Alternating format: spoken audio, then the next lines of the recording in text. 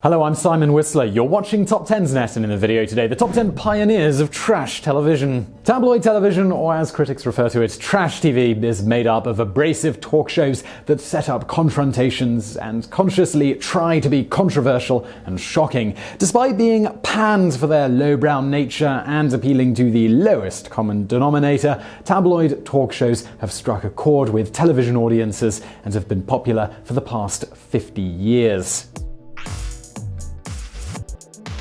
Number 10. Phil Donahue. After graduating from Notre Dame in 1957, Phil Donahue went to work at a radio station in Cleveland. In 1963, he started one of the first radio talk shows, and in 1967 tried his hand at television with the Phil Donahue Show, later shortened to Donahue. His talk show format, which was targeted at women who think, was radical at the time because a big part of the show involved interacting with the studio audience. Audience members were able to ask questions or talk with guests, and Donahue was more of a moderator than the traditional talk show host. In 1972, the show went into national syndication and became hugely popular, forever changing the landscape of talk shows. For the first 9 years it was on, Donahue won 9 Daytime Emmys for Best Talk Show Host.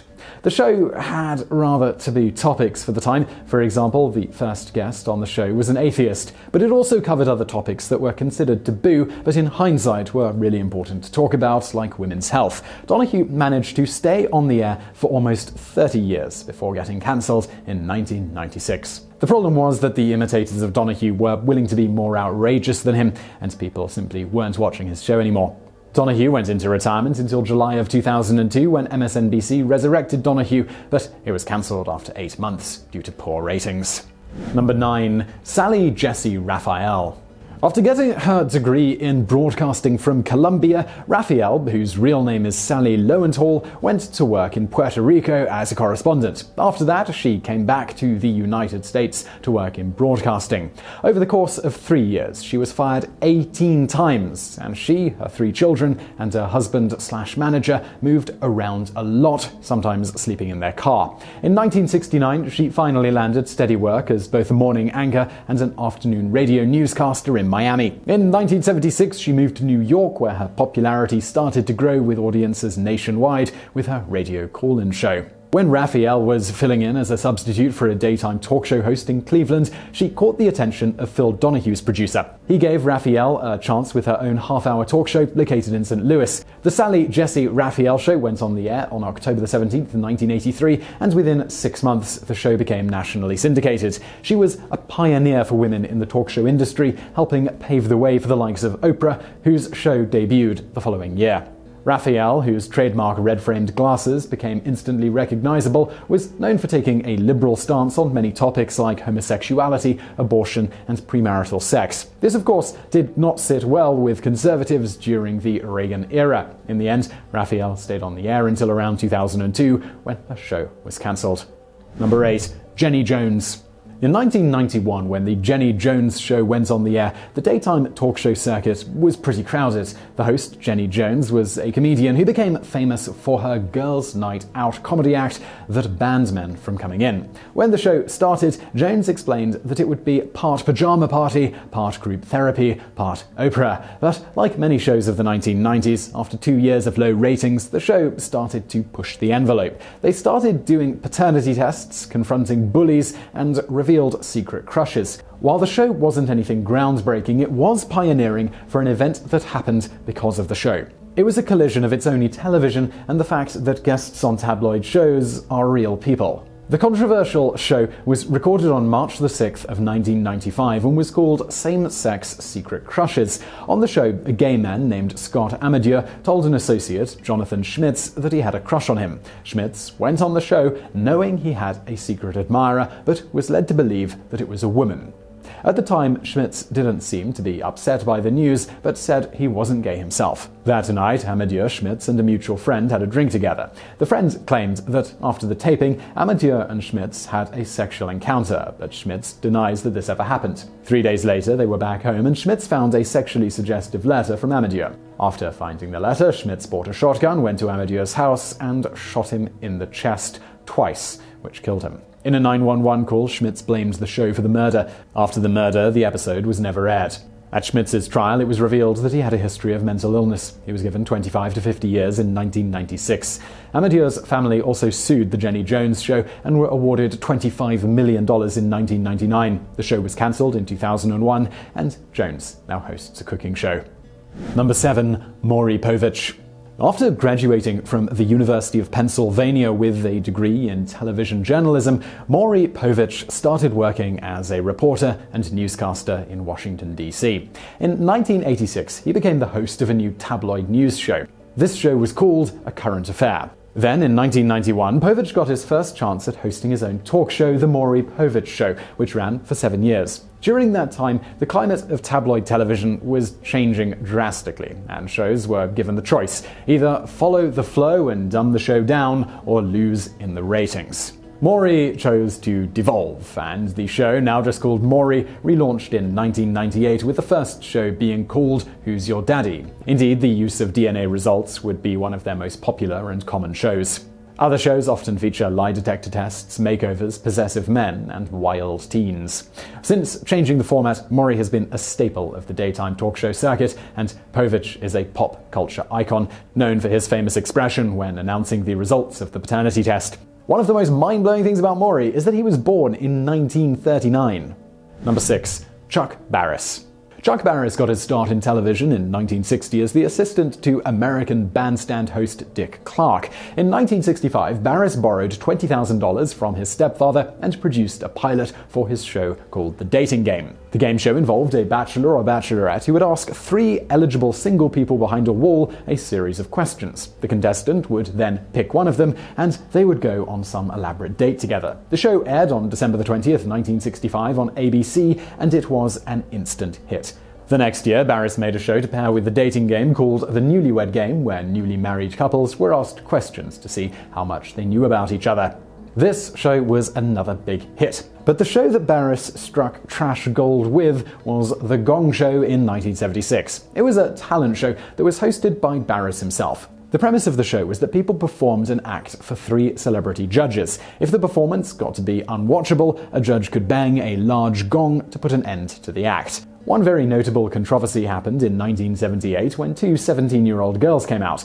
They sat cross-legged on the floor and very suggestively ate a popsicle. No one rang the gong, but 2 out of the 3 judges gave them low marks. Singer and actress J.P. Morgan gave them 10 out of 10, saying that was how she got started as well. While The Gong Show was not a tabloid talk show like the other shows on this list, it was revolutionary in the fact that it used people that really didn't have any talent. Many people went on the show and completely made fools of themselves in front of a national audience. This idea would of course be mined for tabloid shows that would come much later, not to mention shows that exist today like American Idol or America's Got Talent. Barris also published an autobiography called Confessions of a Dangerous Mind, in which he claims that the entire time he was a television producer, he was also a CIA hitman. The book was adapted into a film in 2002, directed by George Clooney and starring Sam Rockwell as Barris.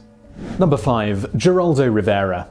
Brooklyn native Geraldo Rivera got a law degree in 1969, but instead of entering the legal profession, he became a TV news reporter for New York's WABC-TV. His breakout moment was in 1972, when he did an expose on abuse against mentally disabled children at the Willowbrook School on Staten Island. From there, he went on to be a contributor for national news programs before joining 2020 in 1978. He would only stay there for 2 years before he was fired over a disagreement about a story.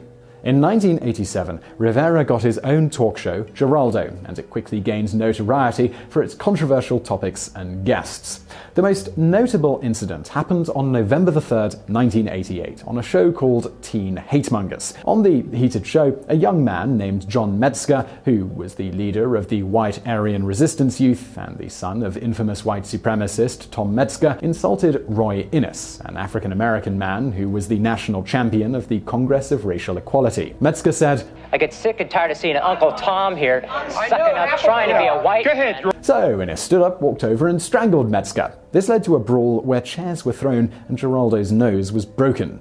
When asked about the incident, Geraldo said that if there was ever a time for violence, that was it. The brawl made national headlines and also gave the ratings a huge boost because news of the brawl was made public before the episode aired. This brawl would, of course, lay the foundation for another very controversial show just years later. And yes, we're going to get to that one soon enough. Geraldo was cancelled in 1998 and he is currently a contributor to Fox News. Number 4. Les Crane. After graduating from Tulane University and serving in the Air Force, Les Crane started off his career in broadcasting in the early 1960s as one of the first shock jocks on the radio. Crane would take calls from all over the west coast of the United States and had no problem insulting and dismissing certain callers' points of view, even going so far as to hang up on some of them. In 1963, Nightline with Les Crane, later changed to The Les Crane Show, was first broadcast on ABC at the 1 a.m. time slot. On the show, Crane was confrontational with guests that he didn't agree with, but he also was pretty hip and cutting edge. For example, he was the first host in the United States to interview the Rolling Stones, and when Bob Dylan was 23 years old, he appeared on the show and performed 3 songs. Crane also interviewed Randy Wicker, the first openly gay male on television. He also had some provocative newsmakers like Malcolm X, Governor George Wallace, Robert Kennedy, and Martin Luther King on the show. Crane's show was popular, and in June of 1965, it was moved up to 11:30 p.m. to compete against Johnny Carson. Crane, who was just 30 at the time, never really found an audience and was cancelled after just a few months. After losing to Carson, Crane tried another talk show, which also failed, and had some small acting parts. In 1980, he became the chairman of a successful computer software company called Software Toolworks. He passed away at the age of 74 in July of 2008. Number 3. Joe Pyne. Joe Pyne served in World War II, and an injury led to part of his leg being amputated. In 1954, he got his start in television, and by 1964, his television show was syndicated in 84 cities. On top of that, his hour-long radio show was syndicated in 450 cities. On his show, Pyne would chain smoke behind a news desk, not unlike Edward R. Murrow, but instead of asking questions, Pyne would actively look for confrontation, and he often found it. Pyne was one of the first people on TV to argue from his own point of view instead of being unbiased, which led him to openly insult his guests while being cheered on by his studio audience. As for his guests, he would find the most extreme and outrageous people of the day, like the head of the Church of Satan or a man who had been married 17 times. As for why Pyne would argue with his guests, he said that he didn't respect anyone who would agree to be on his show in the first place. And this makes us wonder if he was including himself in that statement. Pyne's show ran until November of 1969 when he was diagnosed with lung cancer. He died at the age of 45 on March the 23rd, 1970. Number 2. Morton Downey Jr. In the fall of 1987, a new talk show aired on a local TV station in Secaucus, New Jersey. The show was similar to what Sally Jessy Raphael and Phil Donahue were doing, but the host was a combination of Les Crane and Joe Pyne. That man was 55-year-old Morton Downey Jr., a chain-smoking right-winger who screamed, swore, and even got physical with his guests. The show was popular locally and went national a year later. The Morton Downey Jr. show became a huge hit, mainly because Downey was loud, belligerent, and unapologetic. In fact, the show's logo was a big mouth. Downey justified his show, saying that yelling and confrontation were how a lot of Americans were raised. When Downey had a guest on the show that he disagreed with, which was many of them, he would scream and blow cigarette smoke in their face while he was cheered on by the near-rabid studio audience. Downey was completely open about his hostility to immigrants, gays, feminists, and anyone with any liberal leanings. One notable guest that Downey had on multiple times was Al Sharpton, who made a name for himself on the show. An interesting story involving Downey and Sharpton was the case of Tawana Brawley. She was a black teenager who was found wrapped in a plastic bag on the roadside in New York State in November of 1987. Someone had written racial epithets on her body, and she was covered in feces. She claimed she had been raped by a group of white officers. Her story made national headlines when Sharpton took up her cause. Downey confronted Sharpton over the validity of the story, and it turned out Brawley had set the whole thing up. The story would prove to be important in the downfall of Downey, which started in 1989. It was hard booking guests for the show because no one wanted to go on a show where they would be yelled at and insulted by Morton while he was being cheered on. It was great for the audience, not so much for the guests. In the summer of 1989, in a desperate attempt for ratings, Downey hosted a show at the famous Apollo Theater in Harlem, where he had a group of white supremacists debate representatives of the African American community. This, of course, ended up more of a screaming match than a debate. A short time later, in San Francisco, Downey was found in a bathroom stall in an airport with a bruise on his face, his haircut, and swastikas drawn on him with felt markers. Downey claimed that a group of skinheads attacked him, even passed a polygraph, but all evidence indicated that Downey had faked the attack. His show was cancelled shortly afterwards, and a year later, he filed for bankruptcy. In 1996, Downey was diagnosed with lung cancer, and he immediately changed his stance on smoking, becoming a spokesperson for the American Lung Association. He passed away in 2001 at the age of 68. Downey is also the subject of an interesting documentary called Evocateur. Number 1. Jerry Springer. We've hinted at him throughout this whole list, and it shouldn't be a surprise to anyone that Jerry Springer is number 1. The man is synonymous with trash television, and he seemingly embraces being the king of rock bottom. Born on February the 13th, 1944 to parents who escaped the Holocaust, Springer came to the United States when he was just 5 years old. By 1968, he had his Juris Doctor, and that's when he met Robert Kennedy, who was campaigning for the Democratic presidential nomination.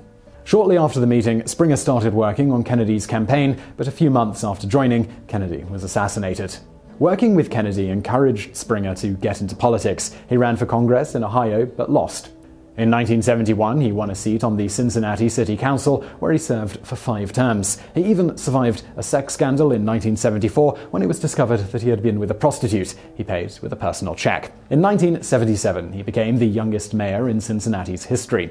After losing the election for governor of Ohio in 1982, he was approached by a number of television stations and asked to do a talk show. In 1991, The Jerry Springer Show debuted, and at first it covered political topics. Then, in 1994, in order to boost ratings, a new producer from the tabloid The Weekly World News was brought in to adjust the show. Springer's new premise was simple: bring someone out, have them reveal a secret, and then let the guests physically fight each other.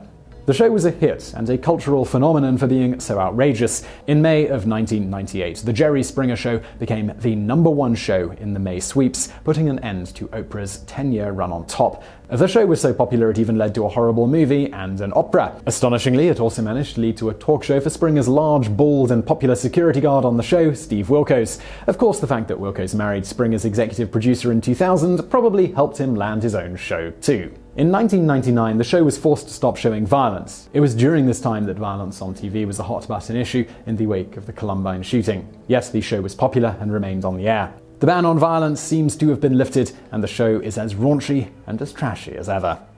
So I really hope you found that video interesting. If you did, please do hit that thumbs up button below, and don't forget to subscribe. We've got brand new videos just like this every day of the week. Also over there on the right, some other videos that you might enjoy if you enjoyed this one. And as always, thank you for watching.